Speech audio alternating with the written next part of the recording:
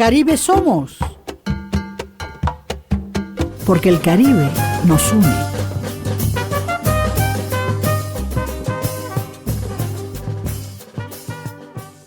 Claro que el Caribe nos une con las artes universales en la zona colonial frente al Museo de las Casas Reales, el Prado, reproducciones del Prado de las obras clásicas universales de Bruegel, de Goya, en fin, ya tú sabes, ahí lo tienes. Sí, claro, reproducidas, pero te voy a decir cuál es el interés. Pero ven acá, Gustavo. Bad Bunny. Vamos a analizar ese fenómeno, porque dijo mucho para la latinidad y lo vamos a tomar en cuenta, nos guste o no. Pero algo dijo. Vamos a ver qué. Y claro, queridos amigos, es que no los vamos a soltar. No los vamos a soltar con francofonía y con artes, con las artes del Caribe francófono que vienen al Museo de Arte Moderno, inauguración el 24, y seguimos con Breuer. Ernest Breuer en el Museo de Arte Moderno y las actividades de reflexión y el compartir con este artista que se va a quedar aquí unos días. Gustavo, óyeme, qué gentileza, Leticia Tonos, qué educación, qué ternura. Óyeme, qué maravilla cómo nos dio la entrevista por teléfono, cómo ella nos la dio esa entrevista, ya que no pudimos dar con ella durante su estadía aquí. Oye, qué generosidad, nos dio una entrevista maravillosa y esa rienda suelta. Leticia Tonos es para ti.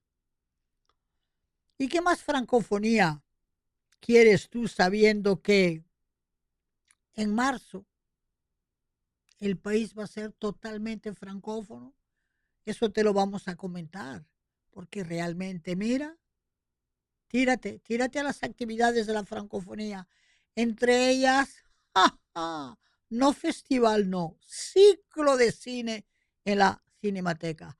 Contigo, Delia Blanco, y este país, turista, este país de turismo. Sí, pero mucho más que turismo, cultura y tierra. Contigo, Delia Blanco. Por el mar de las Antillas anda un barco de papel. Por el mar de las Antillas. Pues fíjense bien, queridos amigos. Por este mar de las Antillas circulan maestros, firmas de alta autoridad universal. Entonces, óigame bien, Gustavo, Wilfredo Lam. Wilfredo Lam va a estar en el Museo de Arte Moderno de New York, en el MoMA, con toda una obra retrospectiva que no se había visto nunca. Ahora bien, ¿qué nos dice Wilfredo Lam?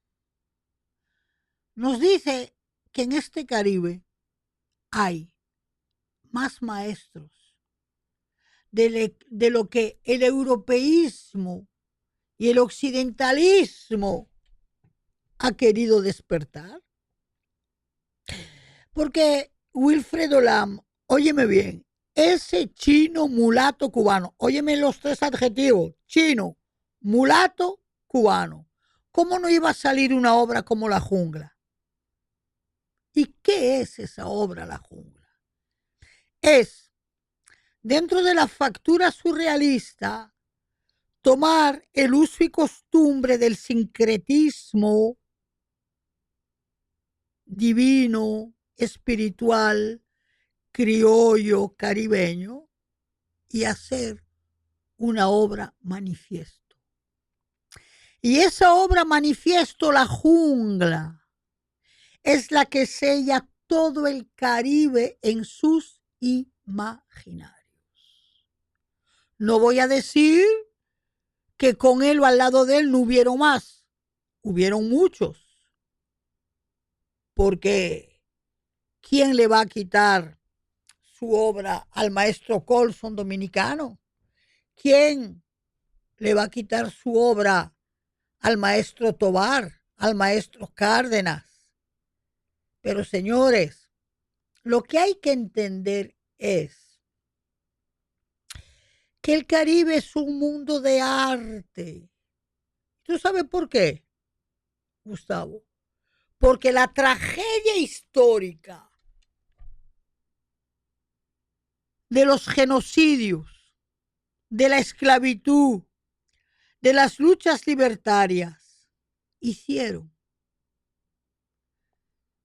que la autonomía, la independencia de verdad, viene del espíritu, del imaginario. El Caribe es una cuenca donde convergen todos los mundos, Gustavo. Si convergen todas las civilizaciones y todos los mundos, porque estoy hablando de un mulato chino, pero también hay hindúes, pero también hay siro-libaneses, judíos. Entonces, ¿cómo no vamos a respetar el Caribe, que es la cuenca de todos los mundos? Entonces, cuando a mí me dicen, oh, ¿y por qué será que hay tantas artes en el Caribe? ¿Y cómo no van a haber tantas artes si es el modo de expresión, es el arte? ¿Eh? El tambor. Se llamaban de batey en batey, de trapiche en trapiche con sonidos de ese tambor. ¿Ok? Pero también llegaron las artes y las músicas clásicas a Santiago de Cuba con los jesuitas, entre ellos con el organista Varela. Y llegaron con las migraciones húngaras y polacas, Gustavo, el acordeón, la mazurca. Y llegaron los vientos con los afroamericanos, la clarineta, el saxofón, todo lo que tú quieras, hablando de música. Y hablando de artes, desde los indígenas taínos que tenían en las artes rupestres, hasta la posmodernidad con artes minimalistas, surrealistas, nueva figuración, el Caribe se ha defendido frente a la desrazón con los imaginarios. Contigo, Delia Blanco.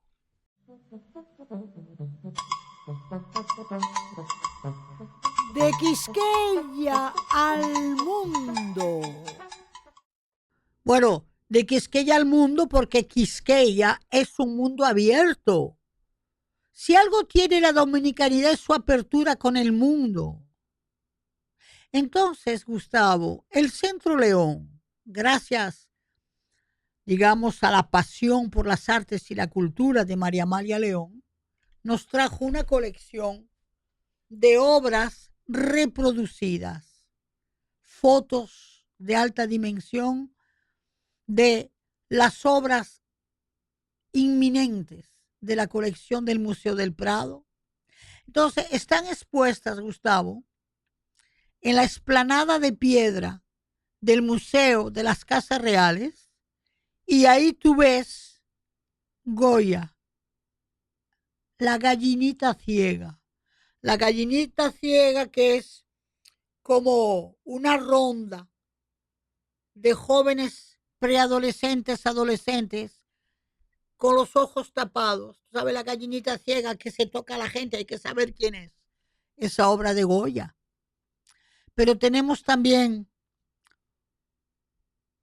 obra de Goya tremenda.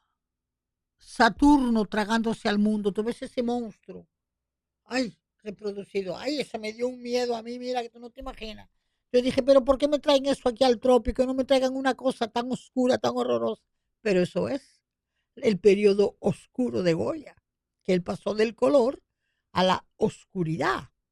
¿Mm? Así que tiene que estar desde el punto de vista curatorial, pero me impresionó mucho. Y también tenemos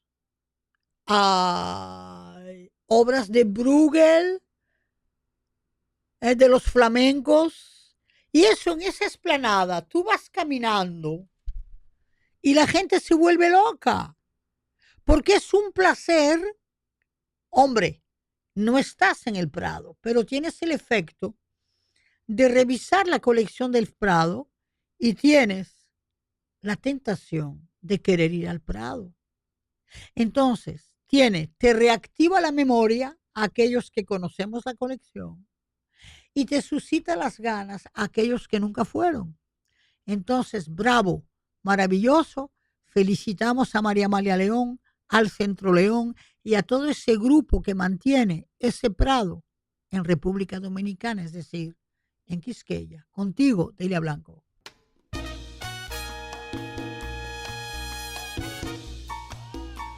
De par en par.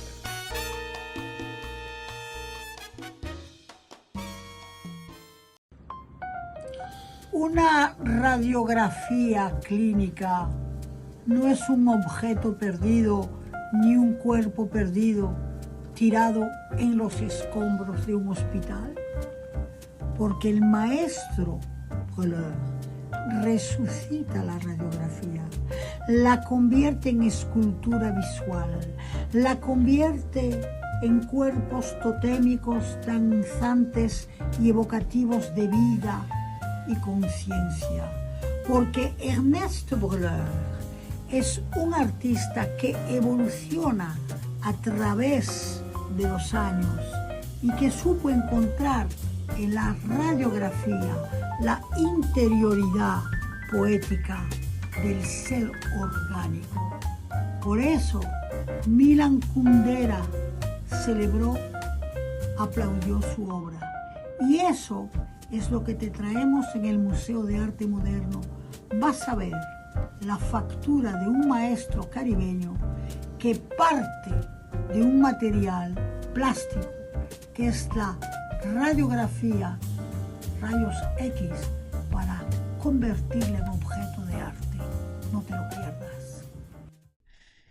Pues sí, queridos amigos, de par en par, de par en par, una radiografía, espacio llano,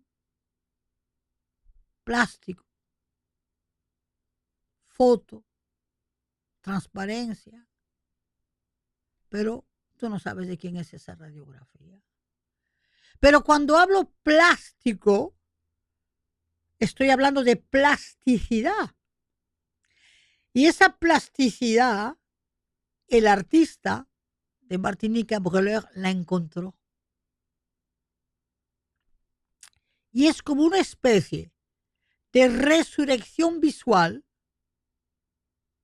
de lo que es ese mundo orgánico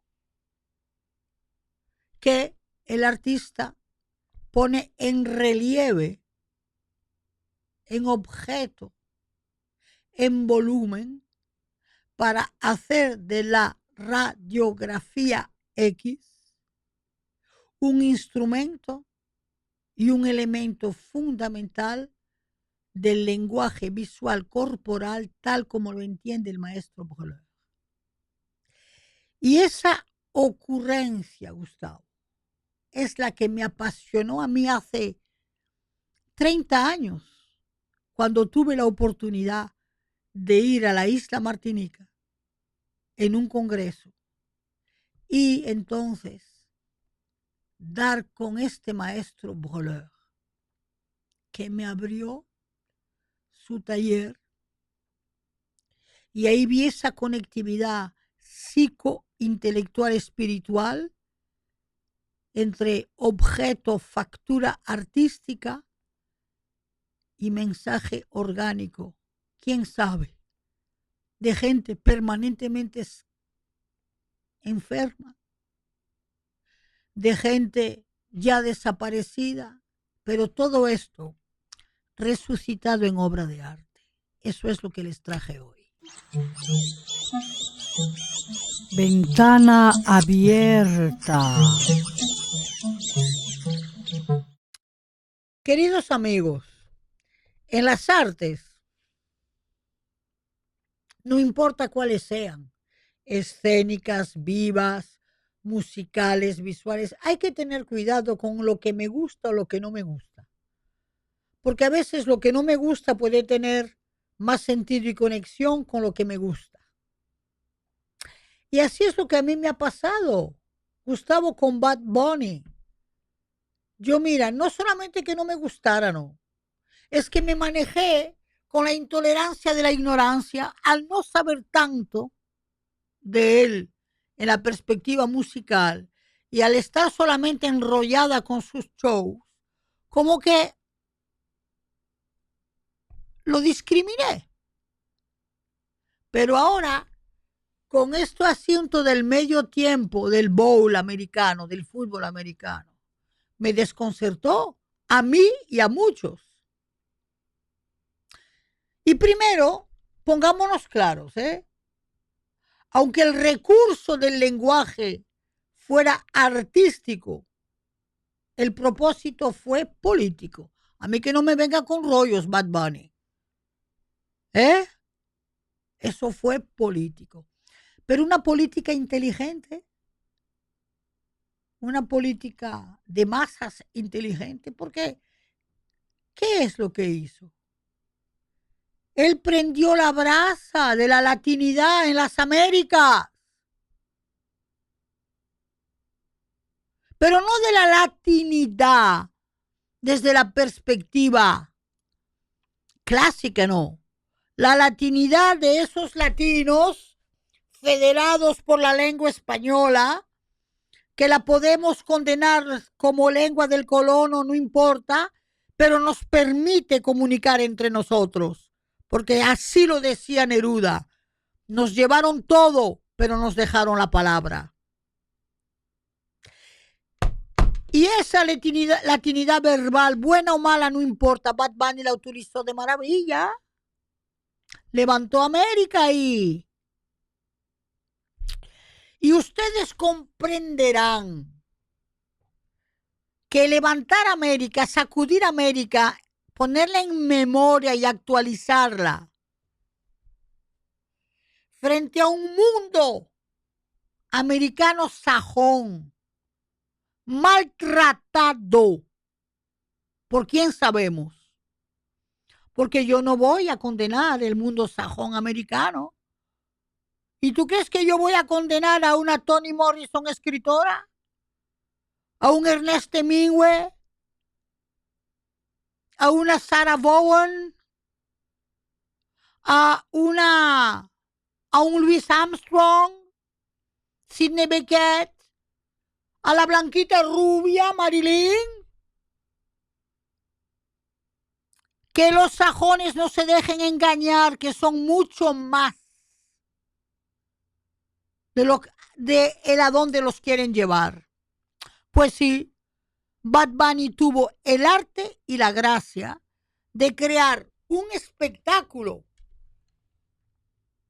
que tuvo un propósito político que le llegó a 142 millones de espectadores. Sacudió la memoria americana. América no puede ser solamente una, somos dos.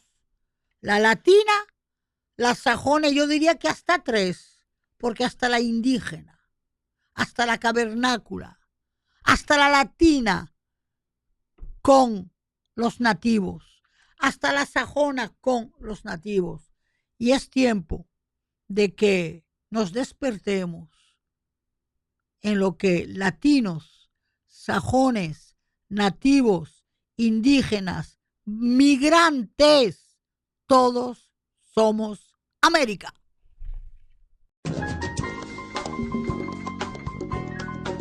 A rienda suelta. Leticia, me honra muchísimo poder tener esta conversación compartible contigo. Mil gracias, Delia, para mí también. Y voy a empezar por lo más reciente. ¿Qué te sedujo a ti en la figura de Mili Quesada para dedicarle una filmografía musical, ¿verdad?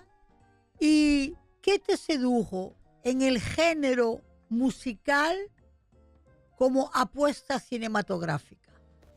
Yo siempre he sido una apasionada de los musicales, Delia, y cuando le propuse a Mili hacer una película inspirada en su vida, pues eso, aunque no lo tenía decidido desde el principio, sí tenía la posibilidad muy presente en lo que fue mi proceso creativo, porque, bueno, por supuesto yo conocía su discografía, pero comencé a escucharla nuevamente desde sus inicios, desde Mil y los vecinos, y a medida que conversaba con ella acerca del guión, me di cuenta de que su discografía sí nos permitía hacer una narrativa musical.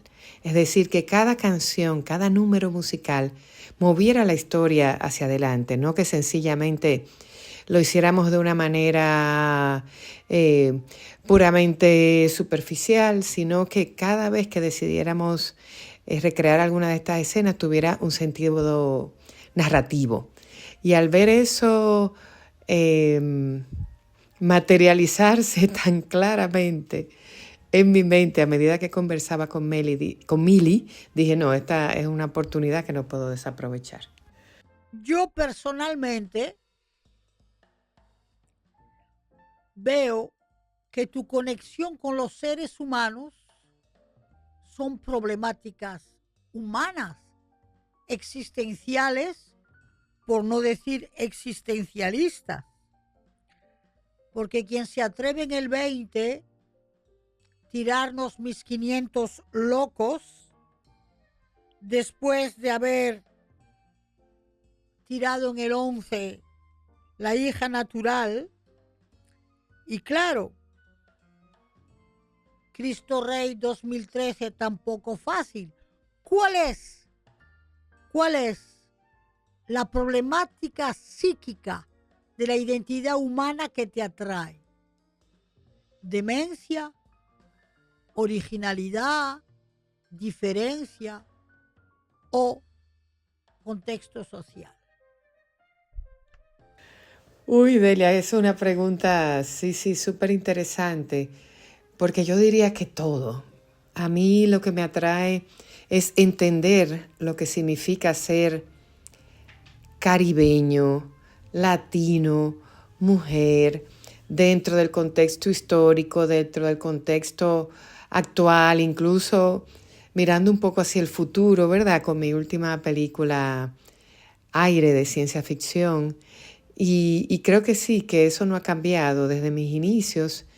Eso que tú llamas esa cuestión existencialista, es esa pregunta que siempre me hago y que cada proyecto, pues en lugar de generar una respuesta, genera una nueva pregunta. Por ejemplo, mi primera película, La hija natural, algo más costumbrista, incluso con realismo mágico, pues al terminarla me pregunto qué pasaría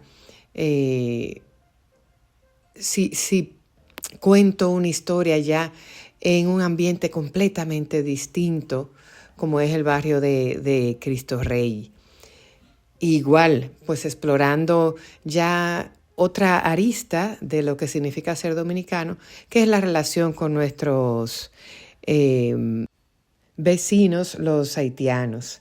Y yo diría que sí, que incluso la exploración de la locura dentro de lo que fue la dictadura trujillista, donde en el proceso de escribir el guión quedaba muy obvio que los locos, ¿verdad?, estaban fuera y no dentro.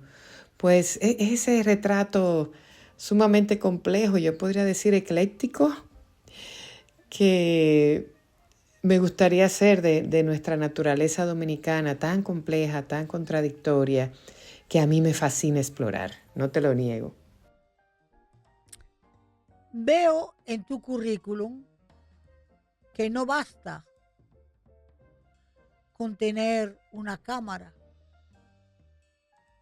o quizás bastó para genios como Luis Buñuel, ¿verdad? Y para aquellos cineastas de los años 40, 50, 60, veo que tú tienes una amplia formación académica que arrancaste aquí en República Dominicana, pero que has sabido nutrir con muchos estudios en muchas academias sobre el guión. ¿Qué importancia tiene el guión para ti? Y ponme un ejemplo de un guión que hayas escrito y que te haya apasionado esa escritura, y cómo sucede la escritura verbal a la escritura activa visual. Delia, para mí el guión lo es todo, lo es todo. Y creo que desde el primer reto de escribir mi primer guión de un largo, porque ya había hecho guiones de cortometrajes, yo diría que en el que más sufrí fue en el de La hija natural, porque, bueno, no tenía tanta experiencia, la verdad. Y llevarlo, comenzó siendo casi una saga ese guión, como El Padrino, y luego fui exprimiendo, ¿verdad? Sacándole el jugo a la historia, los temas que realmente me interesaban, pero fue un proceso largo. Y yo diría que el que más he disfrutado es precisamente el último. Cada vez los voy disfrutando más, el proceso creativo de escribir, pero el guión de Milly, Reina del Merengue, al tener que combinar, ¿verdad?, canciones con lo que era la estructura dramática de la historia, la verdad que lo disfruté muchísimo. Y eso que comentas del proceso verbal, pues sí lo viví mucho con Milly, con Milly Quesada. Pues al principio solo tuvimos conversaciones. Ella me contaba su vida, yo le hacía preguntas, grababa, escribía. Y bueno, es una herramienta que la utilizo mucho en mis guiones. Recuerdo que en Mis 500 Locos entrevisté a varias personas que conocieron al doctor Saglur, por supuesto a su señora viuda, Josefina Saiter. Estuve en el manicomio, conversé con algunos de los, bueno, ahora no se dice internos, creo que se dice huéspedes, bueno, no recuerdo el término correcto, pero sí pude conversar con ellos. En el caso de Juanita también, las conversaciones y entrevistas que tuve con todas esas dominicanas que residían en España influyó muchísimo en el tono y en el curso que terminó tomando la historia. Así que ya te imaginas la importancia que tiene para mí. Dominicana, nacida en Santo Domingo, reforzándose su formación en Andalucía, y en el 2020 recibiste la medalla del mérito, ¿verdad?, a la creación cinematográfica. Y de ahí te conviertes en la primera mujer en recibir esa distinción. Pero también hay que decir, distinguida, que 4 de tus largometrajes han sido seleccionados para representar a República Dominicana en los premios Oscar. Nada fácil, nada fácil. ¿Cómo lo vives, Leticia? ¿Cómo vives ese reconocimiento internacional y qué significa para ti? Cada reconocimiento lo recibo con mucho agradecimiento, pero también consciente de que el ego puede ser el peor enemigo de un artista y de un director. Y bueno, siempre trato de mantener ese balance. Claro que los disfruto, no te voy a mentir, cada vez que tengo la oportunidad de representar a mi país en premiaciones, tan importantes y bueno, y con esa medalla al mérito, muchas veces lo que siento es esa responsabilidad, ese reto incluso de seguir haciéndolo mejor, de aprender con cada proceso, porque cada película es diferente. Incluso cuando estoy desarrollando un nuevo guión, prefiero utilizar el término, en lugar de decir estoy investigando, prefiero decir estoy aprendiendo, porque me coloca en un lugar de humildad frente al proceso que voy a enfrentar. Y siempre, aunque se vuelva un poquito más difícil, porque cuando lo enfrentas desde ese lugar, siempre están las mariposas en el estómago, siempre hay un poco de inseguridad, pero se vuelve un proceso mucho más enriquecedor. Ahora, por tu amplia, sincera experiencia y por la responsabilidad que has llevado en tu carrera, con tus esfuerzos, para hacerte cineasta, trabajando, estudiando y también pensando que eres mujer. Si no, nunca hubiese existido La hija natural. Entonces, ¿qué te llevó a una película como La hija natural?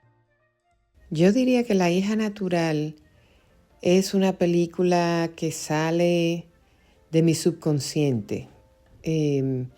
Tiene algo muy especial y muy peculiar el hacer tu primera película, porque, por lo menos en mi caso, el camino fue muy instintivo. Como todavía no tenía la experiencia de escribir un largometraje, pues a pesar de los cursos que ya había realizado y todo eso, sí el camino que seguí fue muy instintivo. Y cuando haces eso, pues sí surgen elementos subconscientes de una manera muy poderosa. Y por eso no es casualidad que en La hija natural haya tanta simbología de las mariquitas, de los platanales, de la vida en el campo, de cómo en el ambiente rural percibimos la realidad de una manera diferente. Y me siento orgullosísima de esa película por eso, porque siento que todavía en ese momento tenía esa inocencia de transitar por esos caminos que muchísimas veces no tenían un porqué. Y tenía la valentía de seguirlos por eso mismo, porque cuando estás haciendo cosas por primera vez, a veces te metes en rutas peligrosas sin darte cuenta, pero que al otro lado tiene resultados maravillosos. Ahora bien, quiero volver a Mili Quesada. ¿Cuál es el embrujo dramático, más allá vocal, sino la persona, el personaje, el carácter, la personalidad que te atrajo en la figura de Mili Quesada? Háblanos de esa experiencia. ¿Qué has vivido? ¿Cómo lo has vivido? La creación y el rodaje de esa película. Pero dímelo en cuanto a encantos y dificultades. Háblame claro de qué ha significado producir tal película. Te va a sorprender lo que te voy a decir, pero lo que más me atrajo de Mili Quesada fue el reto de tomar a una persona que aparentemente, ¿verdad?, es una persona común y corriente, y lo digo en el mejor sentido de la palabra, porque muchas veces cuando se hacen esos biopic sobre cantantes y artistas, hay sucesos dramáticos muy extremos. Que luchó toda la vida contra las drogas, que había violencia en el hogar, que viene de una pobreza extrema, que es huérfano. Bueno, hay muchas situaciones extremas que hacen que tal vez la historia o la biografía de X o Y cantante sea más atractivo. Pero en el caso de Milly, donde a todas luces tienes a un personaje que es cercano, que puede ser tu hermana, tu tía, tu madre. Cuando tienes esas cualidades que puede encontrar en cualquier persona, a mí el reto de contar una historia que resulte impactante y atractiva acerca de una persona que sencillamente, como tú y como yo, está lidiando con los problemas de ser una mujer profesional ambiciosa, ser madre, tener un esposo al que ama, pues fue lo que más me atrajo. Sin lugar a dudas, Milly, Reina del Merengue, es la película más difícil que me ha tocado dirigir, producir y escribir. Porque, bueno, digamos que desde el punto de vista de guión sí, te había comentado que fue un disfrute con respecto a los anteriores, pero no dejó de ser un reto. La película también es un musical, pero un musical de época. Nosotros representamos 4 décadas en la película con un presupuesto muy limitado. También hay una parte muy importante de la vida de esta artista y de sus inicios que se desarrolla en Washington Heights. Y desde un inicio pues quise grabar realmente en Washington Heights, no recrear cosas en estudio. Entonces todas esas dificultades cuando la enfrentas, ¿verdad?, a limitaciones financieras pueden ser muy estresantes y lo fueron. Me da una gran satisfacción que pudimos recrear ese mundo y bueno, según lo que me comentan, ¿verdad?, las personas que ya han visto la película, es un mundo creíble, es un pasado en el que el espectador puede realmente verse inmerso en esa época. Pues me da mucha alegría y pudimos apoyarnos también en material de archivo. Entonces, digamos que sí, que de una manera creativa, pues mezclamos lo que es recrear esa época, también con la ayuda de efectos visuales y con la ayuda de material de archivo. Pues yo diría que sí, que pudimos acompañar a Milly en ese viaje de convertirse en la artista que es. Esa fue la parte, sin lugar a dudas, más difícil. Otro momento que también fue bastante demandante es que al hacer la conciencia de que para hacer una película musical, primero tienes que producir el disco de la película y grabar todo previamente. Y son meses y meses de trabajo que yo no los tenía contabilizado en un presupuesto. Y bueno, tuvimos que hacer literalmente magia para lograr lo que se logró y estoy de verdad con la ayuda de Janina Rosado y Alan Leisure. Ese proceso se hizo, fluyó de una manera muy bonita, muy emotiva. Y para terminar, mi querida, yo sé que estás viviendo en Madrid. ¿Cuál es tu relación con el mundo cinematográfico español, con la industria del cine a nivel internacional y sobre todo, algo muy importante que yo quiero que tú me digas, en términos de producción, cómo tú haces un balance de cómo va, dónde está el cine dominicano, a dónde podría llegar que no ha llegado, qué ha engranjado, qué valoración tiene y cuál es tu opinión finalmente de lo que es hoy esa ley de cine. Y algo más, por favor, para mí, pero también para nuestro público. Si tienes una o un cineasta preferido, dinos quién es y por qué. Bueno, mi relación con España viene desde que hice una maestría, hace años ya, una maestría en comunicación audiovisual en Huelva. Y bueno, desde hace un tiempo he estado observando la cinematografía española, las películas que salen de acá y sobre todo las series, que creo que tienen un nivel no solo desde el punto de vista de realización y artístico, sino también de guión. Y por eso, pues hace 2 años decido venir a España y realizar una maestría de guión en LECAM, enfocada más en series de ficción. Cuando termino, pues se me presenta la oportunidad de desarrollar un proyecto acá.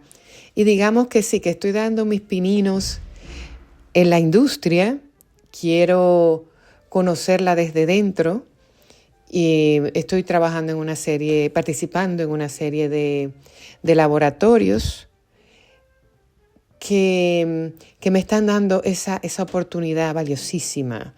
Tengo un proyecto ahora seleccionado en un laboratorio que se llama Cime Impulsa, que es como un acelerador, y desde ahí estoy conociendo cómo funciona la industria española desde dentro. En cuanto a lo que respecta al estatus de nuestra cinematografía, nuestra industria, creo que hemos logrado cosas maravillosas en tan solo, bueno, que poco más de 10 años que empezó a implementarse la ley, y de los principales festivales internacionales. Solo nos falta Cannes, es decir, ya ganamos con Nelson Carlos, mejor director. Joanne Gómez ha estado haciendo una ruta increíble con su película Sugar, que me parece una obra de arte. Y creo que nos falta, como muchas cinematografías, industria más pequeña e independiente, pues lograr domar el monstruo de la distribución. No somos los únicos que estamos lidiando con esto, compitiendo, imagínate, con grandes producciones de Hollywood, que por ser grandes producciones no significa que sean mejores, pero sí manejan un aparataje publicitario con el que nosotros no podemos competir. Hay una oferta maravillosa ahora encabezada por Ángel Muñiz que se llama lamovierd.com, donde digamos, es una especie de Netflix dominicano, donde todas nuestras películas van a tener la oportunidad de ser vistas y no solo de ser vistas por los dominicanos residiendo en la isla, sino en todo el mundo.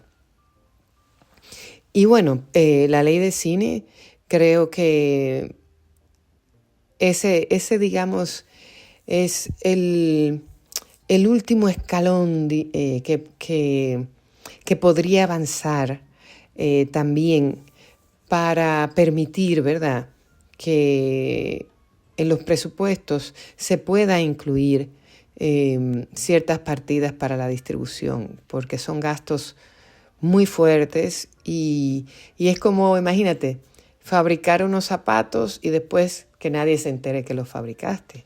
Hay que salir y decir, oye, tengo aquí estos zapatos. Pues lo mismo pasa con el cine.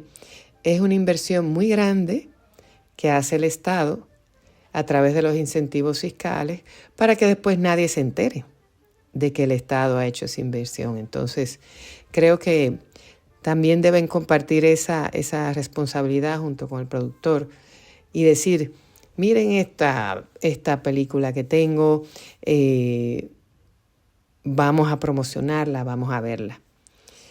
Y bueno, ¿y qué más puedo decirte, Delia? Que ha sido un placer conversar contigo y hacer este recorrido a través de los diferentes proyectos que he realizado. Me siento muy agradecida de tu invitación y de que me des la oportunidad, pues, de hablar de lo que me motiva, que eso a los cineastas nos encanta. Mil gracias. Bueno, sí, directores que me gustan mucho. Bueno, Guillermo del Toro lo admiro muchísimo, y hay una directora española llamada Lauda Ruiz de Azúa que me parece genial. Si tienes un o una actriz, actor vivo muerto, que te ha marcado en tu conciencia cinematográfico, dinos quién es. Y si dentro veo que te encantan los guiones,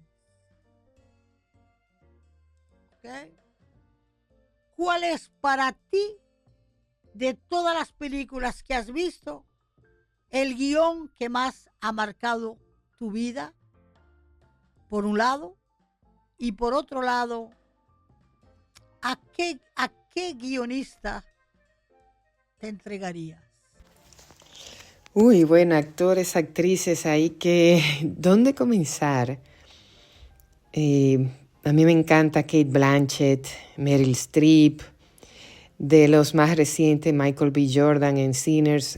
La verdad, ese actor, el rango que tiene me parece increíble. Javier Bardem, Ricardo Darín, y así actrices que me impresionaron, como que cambiaron mi percepción de muchas maneras. Sonia Braga me parece una fuerza de la naturaleza.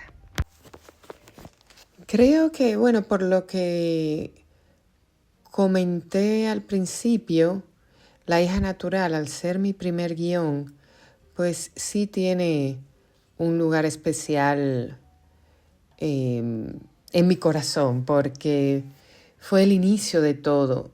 Y a pesar de que mi cinematografía es tan variada, es decir, me gusta mucho experimentar con los géneros, si observas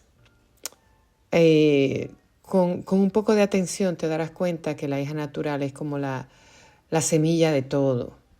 Ahí se puede observar mi inquietud por la música, se puede observar mi deseo de explorar lo fantástico, ¿verdad? Lo misterioso. Hay muchísimos temas que yo he seguido explorando en otras películas, pero que tienen su origen en La hija natural. Y en caso de entregarme a un guionista, wow, tengo dos. Lin-Manuel Miranda, me parece brillante como escritor, como director. Y también Lee Hall, él es el guionista, de la película Billy Elliot y Rocketman, que para mí son guiones impecables. Contigo, querida Leticia, Delia Blanco, más que encantada, encantadísima. Igualmente, Delia, ha sido un placer y te mando un abrazote. Francofonía de las Américas. Francophonie des Amériques. Pues claro que sí, distinguidos amigos oyentes. Ya les avisé la semana pasada, ya la francofonía está en pie. Y esta francofonía de todo este mes de marzo va a tener contenidos didácticos de acercamiento cultural visual. Tienen que entrar en la página de la Cinemateca Nacional para ver toda la programación de cine, donde van a ver películas francesas, películas de Haití, películas de Canadá, películas de Suiza, películas de todo ese mundo francófono que nos une. ¿Ok? Entren en el sitio de la Cinemateca. Pero también tienen la oportunidad el 25 de marzo de considerar ese día como un día importantísimo para visitar el Museo de Arte Moderno, porque va a haber una visita guiada del maestro Breuer de la isla Martinica, que está expuesto, arrancando ya, claro, la inauguración el 24 y se mantiene hasta todo el mes de marzo y los primeros días de abril. Pero el 25 de marzo y el 31 de marzo no se lo pueden perder, porque va a ser un conversatorio profundo sobre el cuerpo, el arte y la radiografía en el Museo de Arte Moderno. Y esto también lleva que tienen que tomar en cuenta algo sumamente, pero sumamente importante, y es que el país es miembro asociado de la francofonía, bien lo dije, desde el 22 de abril del 2010, siendo el presidente Fernández quien decretó la francofonía y quien la enlazó en la Organización Internacional de la Francofonía, y que fue la figura de don Rafael Albuquerque que dio frente a Sarkozy y a todos los jefes de Estado de los países francófonos, el discurso de entrada, altamente aplaudido, el discurso de entrada.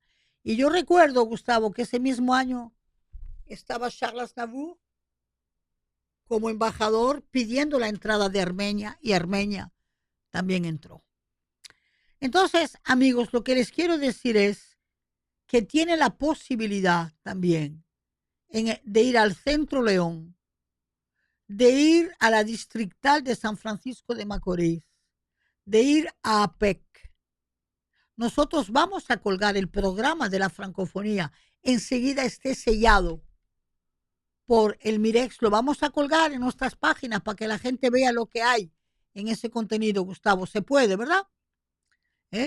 Y ustedes verán que este año vamos a reflexionar mucho sobre la relación entre dominicanidad y francofonía en conversatorios abiertos en el Centro León, en APEC, Centro León, en APEC, en el Museo de Arte Moderno, y todo esto para que ustedes vean que también la sociedad dominicana se implica. Mira, por ejemplo, el Colegio Lux Mundi hizo un acuerdo con el Colegio Saint George y con el Colegio Babeque, y van a reunir una asamblea de estudiantes que estudian francés para que se les pueda dar un taller sobre la francofonía y la dominicanidad como un lazo estrecho de identidad. Es decir, queridos amigos, que también ya a partir de la próxima semana pueden entrar en la página web de las actividades de Mirex y tendrán todo el programa de la francofonía. Así que pónganse curiosos, pónganse atentos y no se pierdan que el 24 en la noche abre la exhibición de Breuer en el Museo de Arte Moderno. Contigo, Delia Blanco. Mar y tierra, adentro. Bien, hemos tenido, Gustavo, la información de que el acuario marítimo, ¿verdad?, que está en la carretera a Boca Chica, que ese acuario ha preservado y ha mantenido durante un tiempo tortugas verdes, que ha recuperado, que ha sanado y que les ha dado la libertad. Y a mí esto me lleva a pensar algo tan importante, Gustavo, que el país, República Dominicana, tiene que tomar más conciencia de que es un país con una ecología marítima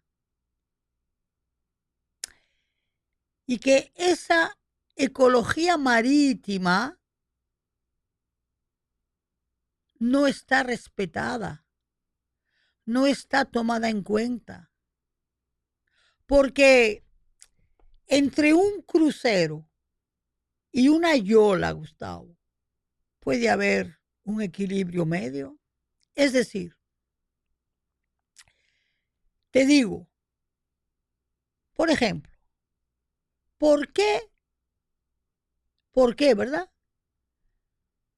No podemos crear un puerto recreativo que pueda salir de un punto de la capital en barcos con motor que nos lleven a ti, a mí, a cualquiera de nosotros en barco hasta Juan Dolio o a Boca Chica y que lleguemos por mar. ¿Por qué ese mismo espíritu y actividad no se podría dar desde aquí hasta quizás la región de Caucedo, la zona de Salinas, Palmar de Ocoa? ¿Y por qué no tenemos anclados puertos recreativos? Porque qué bonito fuese hacer una excursión marítima, un paseo marítimo.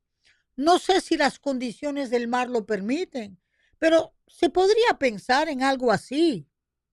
Porque entre la loquera que tenían de querer hacer dizque un puerto en la capital o una playa flotante o no sé qué, pero quizás que desde Huibia se podría hacer un puerto recreativo, ¿verdad?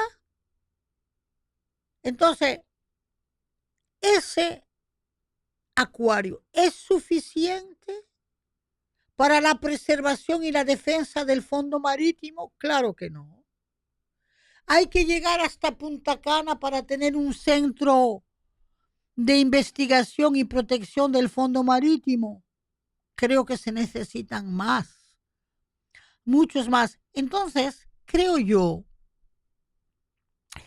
que, por ejemplo, cuando tú vas a Boca Chica o vas a Juan Dolio, podrían haber excursiones de pesca, pero claro, con seguridad, con protección, con vigilantes.